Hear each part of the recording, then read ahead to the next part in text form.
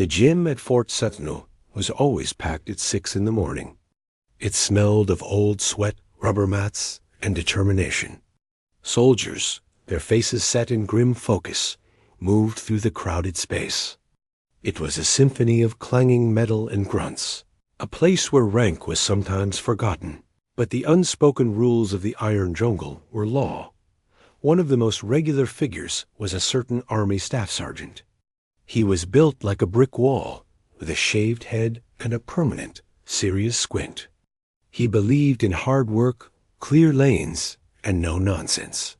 He was there to push his limits, not make friends. This morning, his mission was a heavy set of deadlifts. He finished his final rep, the weights crashing to the floor with a satisfying thunder that echoed in his ears. He stood up, wiping his brow, his body buzzing with the effort. He turned to re-rack his plates. His spot, the specific platform he always used, was occupied. A woman was there, using the squat rack.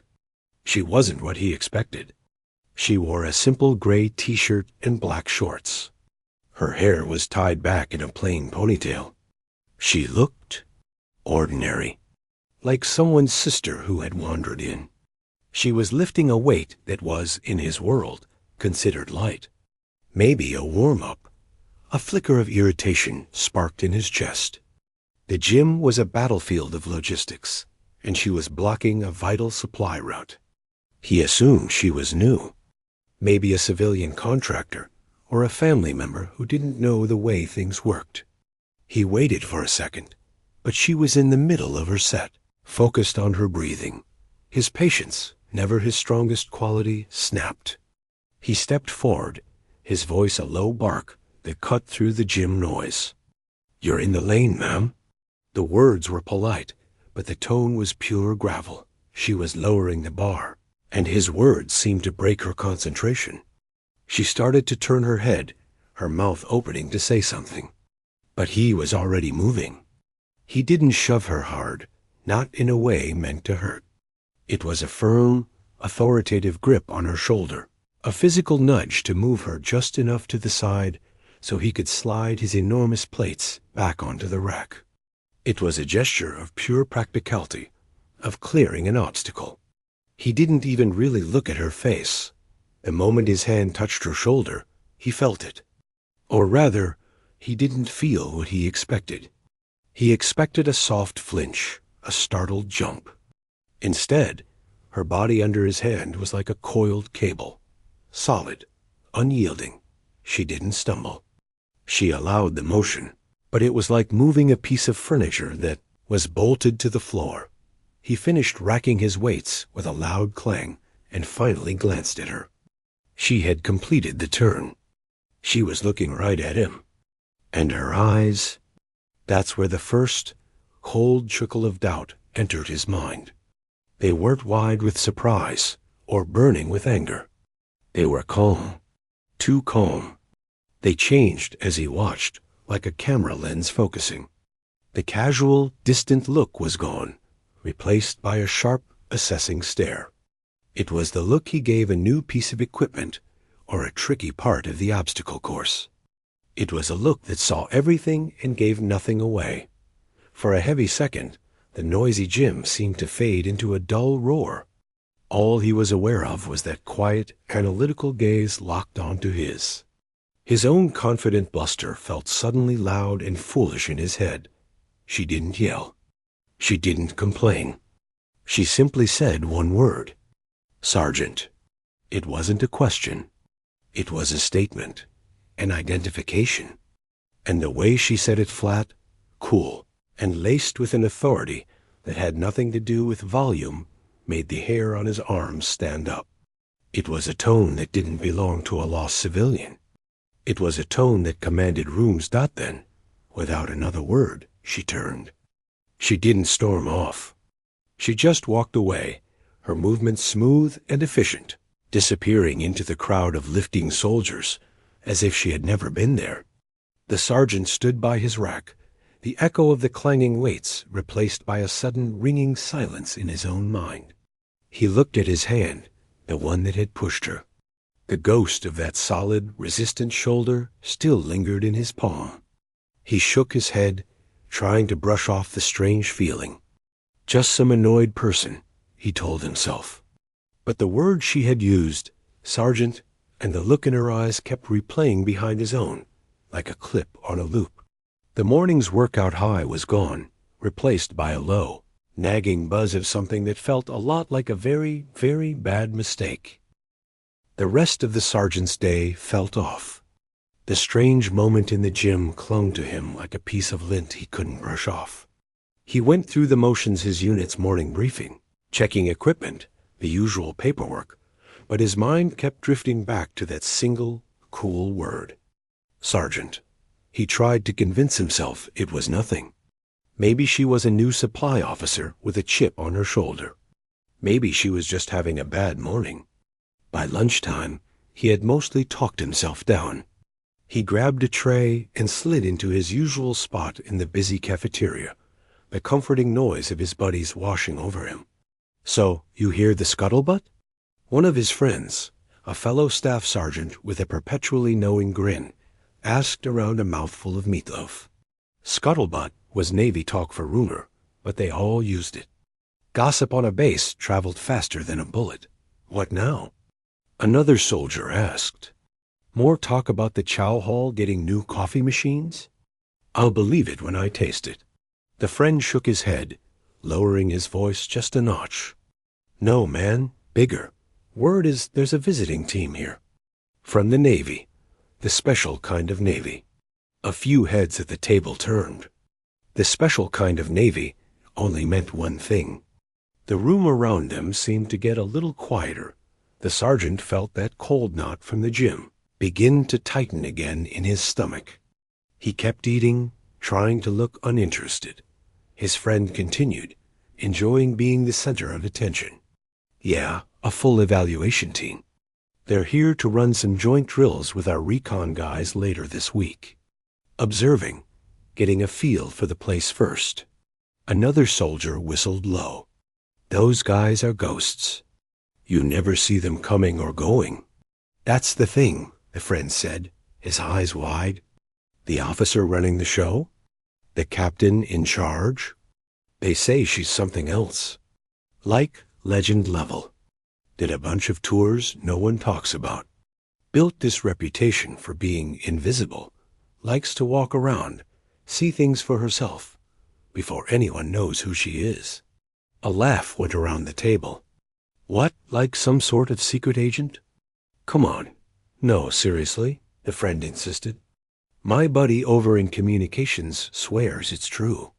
Says this captain believes you learn more about a unit by seeing its normal, messy, everyday self than you do from a polished briefing. She blends in. The conversation moved on, speculating about what kind of training the SEALs would put them through. But the sergeant had stopped listening. The food on his tray suddenly tasted like cardboard. Blends in. The words echoed in his skull. A simple gray T-shirt. A plain ponytail. An unassuming face. The feeling of that solid, unyielding shoulder under his hand. He remembered her eyes. That wasn't the look of a surprised civilian. That was the look of someone gathering data, assessing. He pushed his tray away, his appetite gone. She? He asked, his voice sounding rough to his own ears. He cleared his throat. The captain. It's a woman? His friend shrugged. That's what they say. Why? You see someone fitting that description? All the guys at the table looked at him. He felt his face grow warm. No, he said, a little too quickly. Just surprising is all. But it wasn't surprising. It was terrifying. The pieces were clicking together with a dread that was now solid and heavy in his gut. The visiting evaluation team. The captain who observes by blending in. The woman in the gym who looked at him like he was a problem to be solved. He spent the afternoon in a fog.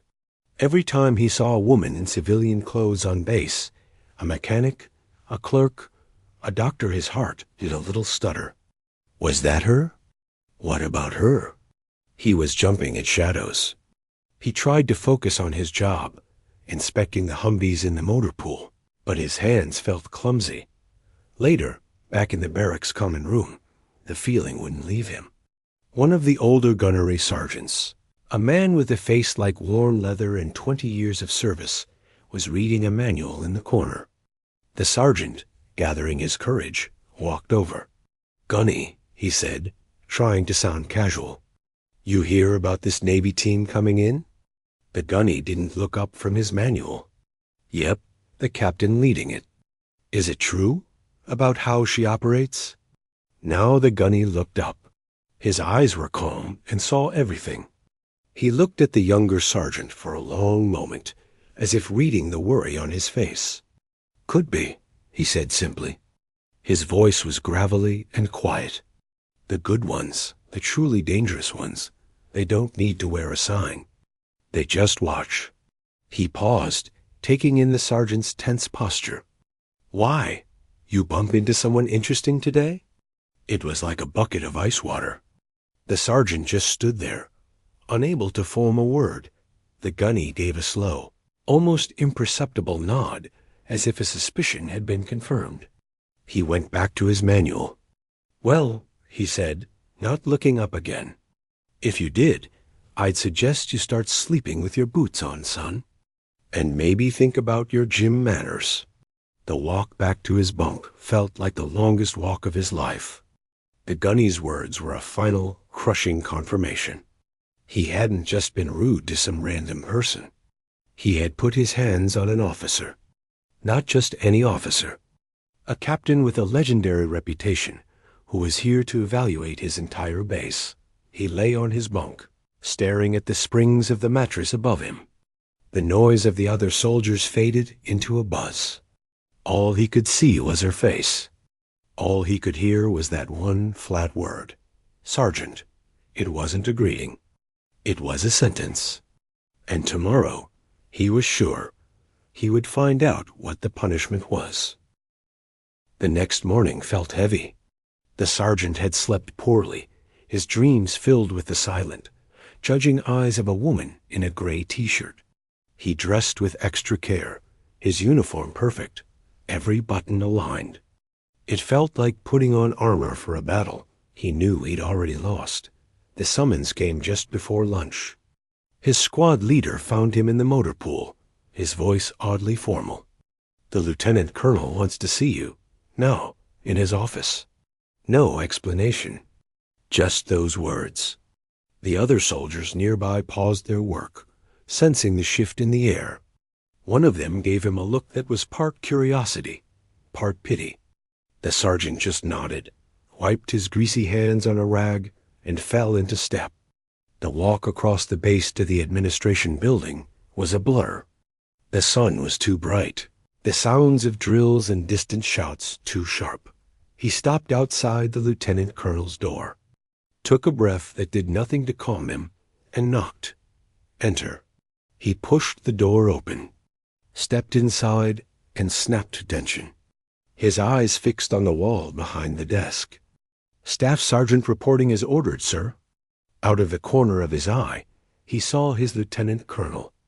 The man wasn't sitting at his desk. He was standing beside it, his posture stiff, almost respectful.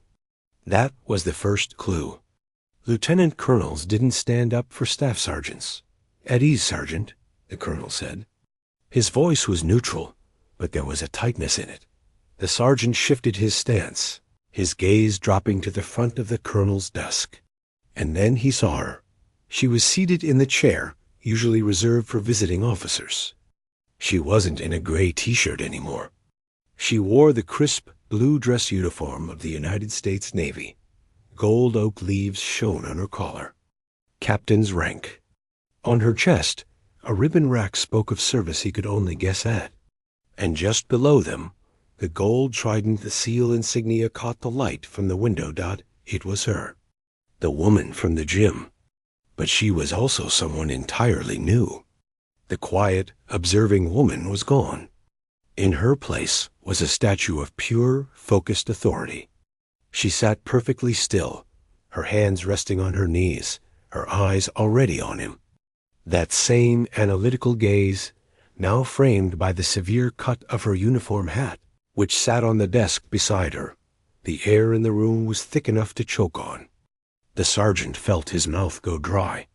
His heart was hammering against his ribs, so hard he was sure they could both hear it. His lieutenant colonel cleared his throat. "Sergeant, this is Captain Vance. She is leading the Naval Special Warfare Evaluation Team, currently visiting us." The sergeant's eyes flickered to the colonel, then back to the captain. He had no words. He just stood there, waiting for the axe to fall. Captain Vance spoke. Her voice was different in this room. In the gym, it had been one quiet word. Here, it was clear, calm, and carried the weight of the rank on her shoulders. It filled the space without being loud. "Thank you, Lieutenant Colonel." She acknowledged his commander, then turned her full attention to the sergeant. "Staff Sergeant." "Ma'am," he managed to force out. The word was a croak. "Your commander has been telling me about your service record," she said. Her eyes never left his face. 8 years. 2 deployments. Expert marksman. High scores in physical readiness. A noted intensity. She paused. The sergeant could hear the clock on the wall ticking. Each tick felt like a nail being driven. "Intensity is a tool," she continued. "Like any tool, it must be aimed. Yours, at present, seems to lack a proper target." This wasn't the chewing out he expected. It was worse. It was a clinical dissection. There was no anger in her face, no personal insult. It was like she was discussing a malfunctioning piece of gear. She leaned forward, just slightly. "You moved me yesterday. You decided I was an obstacle, and you removed me. That is a kind of decisiveness. A violent one, but decisiveness nonetheless." The lieutenant colonel shifted his weight, uncomfortable. The sergeant wished the floor would open up and swallow him. "My team and I are running a joint field problem with your unit," Captain Vance stated. "A 3-day exercise in the urban training sector. It begins tomorrow at 0600. The sergeant just blinked. What did this have to do with him? "I have requested you be temporarily attached to my joint team for the duration." For a second, the words didn't make sense. Asterisk requested him? He looked at his lieutenant colonel, who gave a single, tight nod. This was an order, dressed up as a request. The captain stood up. She was shorter than him, but in that moment, she seemed to tower. She picked up her hat and tucked it under her arm. "The aggression you displayed is misplaced, but the drive behind it is tangible. We will see if it can be redirected. If raw force can be shaped into applied pressure." She walked around the desk and stopped in front of him. He was staring straight ahead, at the wall, but he could feel her eyes boring into the side of his face.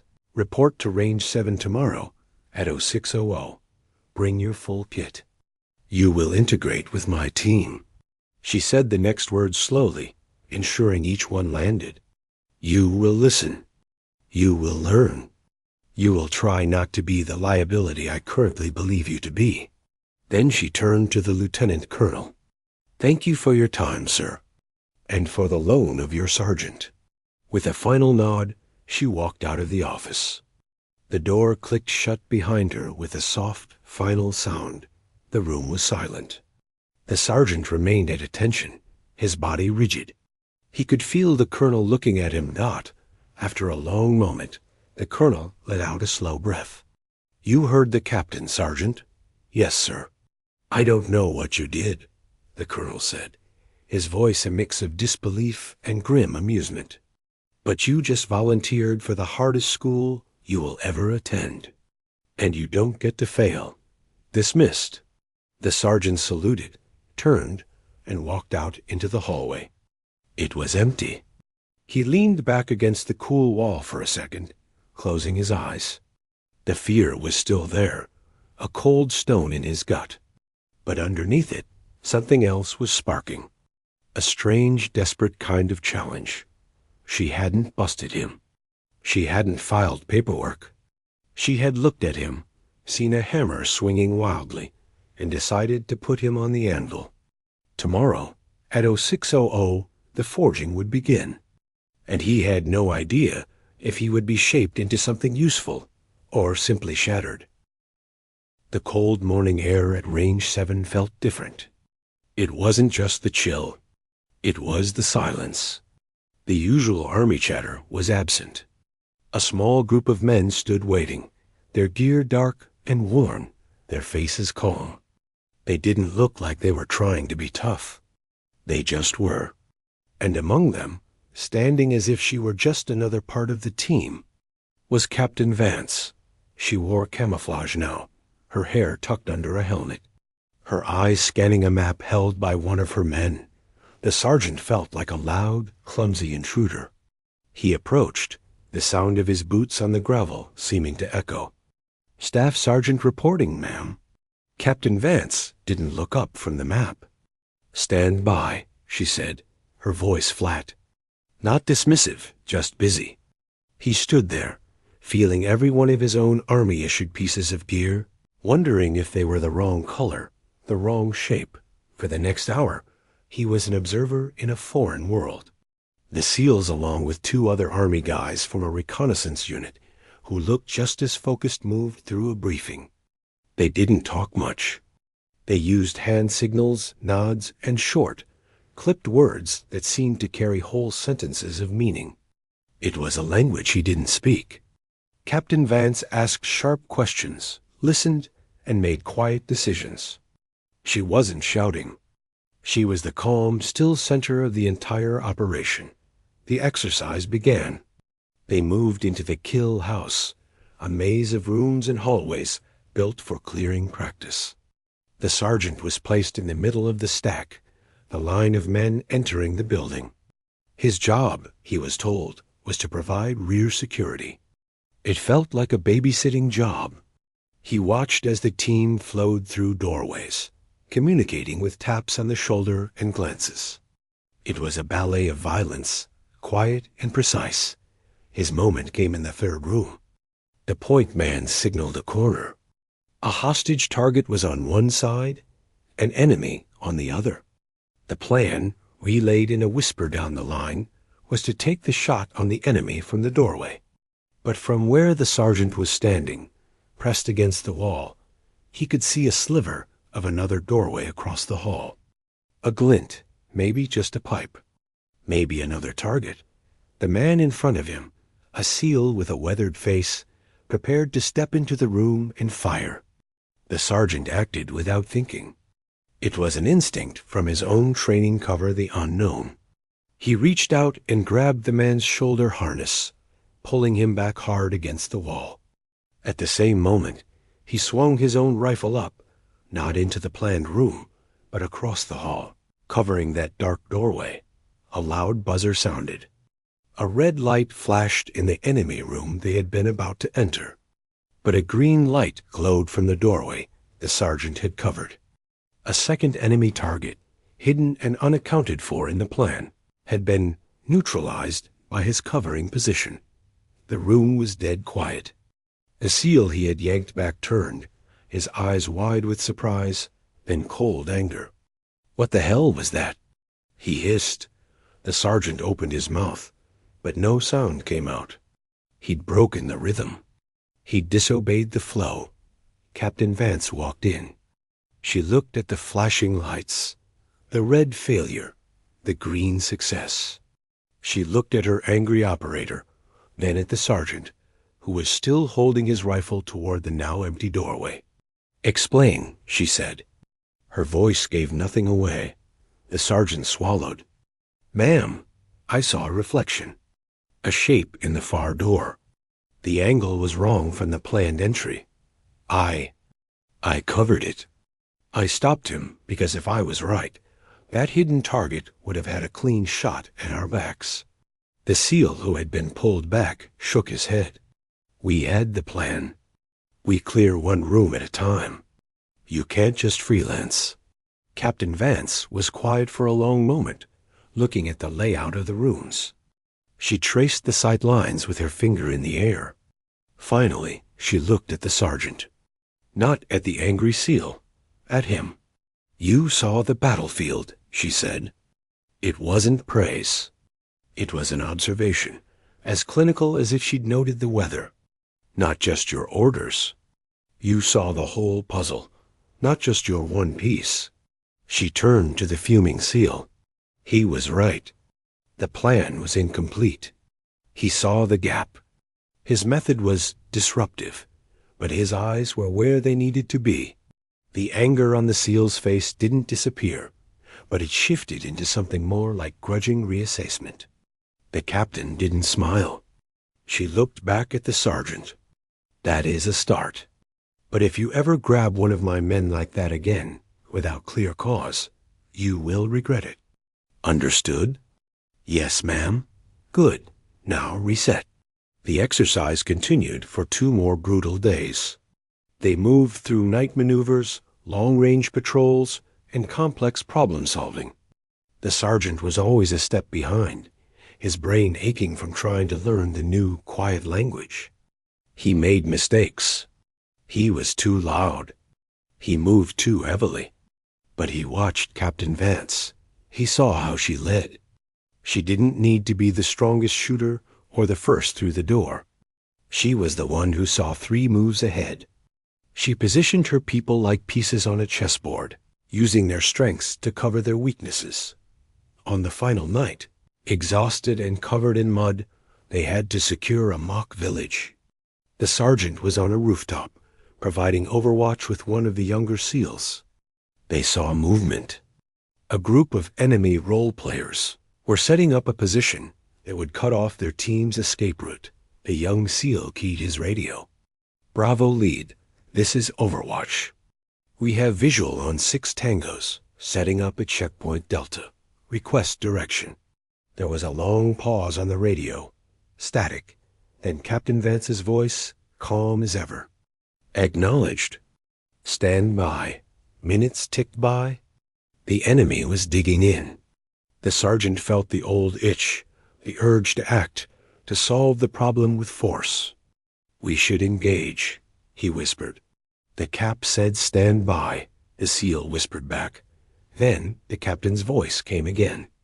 "Overwatch, this is Bravo lead. Maintain watch. Do not engage. New task. Mark their location and report any changes. We are taking an alternate route. You will be our eyes only." It was a lesson in patience, in trust. She hadn't taken the obvious, noisy fight. She had used their position to gain information and chosen a smarter, quieter path.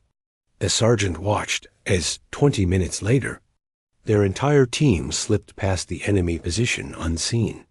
Using the drainage ditches, he hadn't even noticed Dot as they rallied at the final extraction point. The captain walked past him. She stopped for a second. She was covered in the same grime as everyone else, but her eyes were clear and sharp. She didn't look at him with approval. She looked at him with a kind of professional assessment. "You're a hammer, Sergeant," she said, her voice low. "And that's useful. Sometimes you need a hammer to break a lock or smash a wall. But we," she gestured to the tired, efficient men around her, "we are scalpels. We cut precisely. We remove the problem without breaking everything around it." She met his eyes. "Your job is to learn when to bewitch. The hammer has its place, but it must be in the right hands, at the right time." She walked away to speak to her team lead. The sergeant stood there, the cold night air on his face. For the first time since the gym, the tight knot of dread in his stomach was gone. It was replaced by a deep, aching fatigue, and underneath that, a new understanding. This wasn't about punishment anymore. It was about a lesson, one he was only just beginning to grasp. The final debrief was held in a bare, white-walled classroom. The air smelled of old coffee and tired bodies. The soldiers, both Army and Navy, sat in folding chairs, their uniforms stained with 3 days of dirt and sweat. The sergeant sat in the back, feeling strangely apart from both groups. He wasn't quite one of them, but he wasn't the outsider he had been either. Captain Vance stood at the front. She had cleaned up, but there was still a smudge of grease near her temple. She didn't use a podium or notes. She just talked, her eyes moving from face to face. Overall assessment. Successful integration, she began, her voice carrying easily in the quiet room. The objective was met with minimal simulated casualties. Communication protocols established on day 1 held through the final exfil. She broke down the exercise, part by part. She praised the Army reconnaissance soldiers for their knowledge of the terrain. She highlighted moments where her own SEALs had adapted their tactics to work with the larger Army force. She was blunt, fair, and specific. She called out mistakes, but only to show how they were corrected. It wasn't about shame. It was about learning. Then her gaze landed on the sergeant in the back. He straightened in his chair. "As for our temporary attachment," she said, "you brought a different perspective. A useful aggression. Your actions in the kill house on day 1 disrupted the flow, but they also revealed a critical flaw in our initial sweep pattern. That is the value of a fresh set of eyes." She paused, letting that sit. It wasn't a glowing review, but it was recognition. The SEAL he had yanked back gave a slow, almost imperceptible nod from across the room. "Your tendency is to use force as your first and only answer," she continued. "In close quarters, that can be a liability. On a larger battlefield, it can be a weapon if it is aimed. You are a hammer, Sergeant. That's useful. But we are scalpels. Learn when to be which." She moved on, finishing the debrief with logistical details. When she dismissed them, the room filled with the sound of scraping chairs and low, relieved conversation. The sergeant stood, feeling a hollow sort of exhaustion. It was over. He had survived. He gathered his things and made for the door. Later that evening, after a long shower and a hot meal that tasted like real food for the first time in days, he found his feet carrying him back to the gym. It was mostly empty, just a few dedicated souls lifting under the harsh fluorescent lights. The memory of that Monday morning felt like it belonged to another person, from another life. He was about to start his own workout when he saw her. Captain Vance. She was back in that simple gray t-shirt and black shorts. She was at the squat rack again, this time with a significantly heavier weight on her shoulders. Her form was perfect, her movements controlled and powerful. She wasn't just strong for a woman. She was just plain strong. He stood frozen, watching her complete a set. She re-racked the bar with a soft clang, took a deep breath, and turned, wiping her face with a towel. Her eyes met his across the room. There was no flicker of surprise.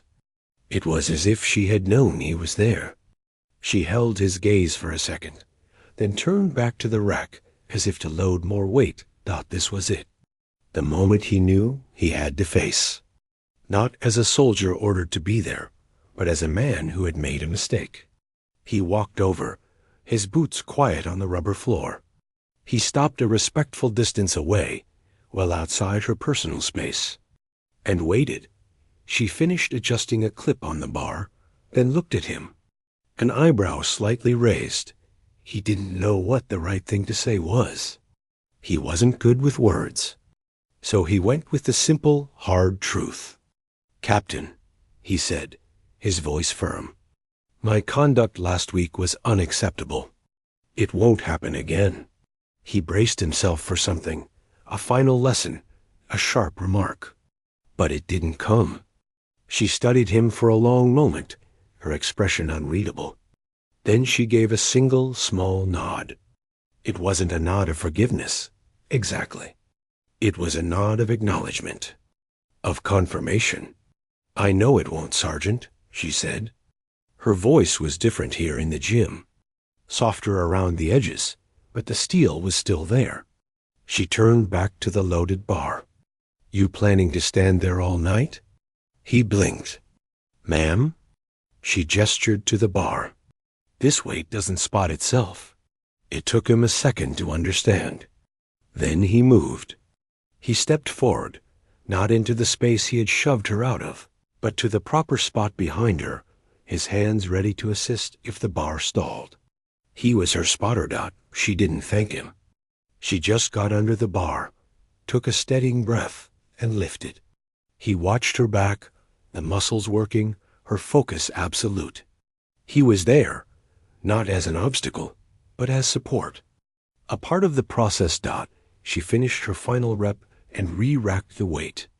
She stepped out, grabbed her towel and water bottle. She gave him that same, slight nod once more. See you around, Sergeant, she said. And then she walked away, just as she had a week before. But this time, everything was different. He stood by the rack, the empty gym feeling strangely peaceful. The shame, the dread, the fear of punishment, it was all gone. What remained was a deep, hard-earned respect.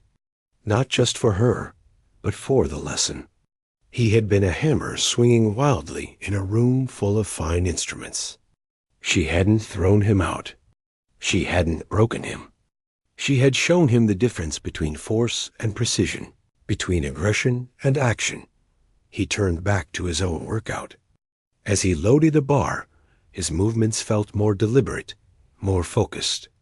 The clang of the weights was no longer just noise. It was a purpose. He finally understood. The lesson wasn't over. It was just beginning, and he was ready to learn.